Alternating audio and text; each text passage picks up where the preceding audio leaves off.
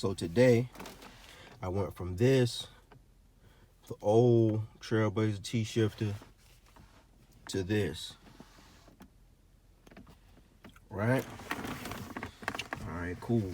So, I know, used to the traction control button on the side, you know, but hey, got that to work too. Go to the gauge cluster,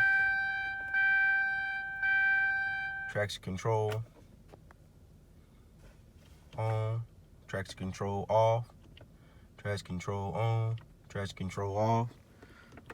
Just hit the plus button. It's all momentary, and it all works.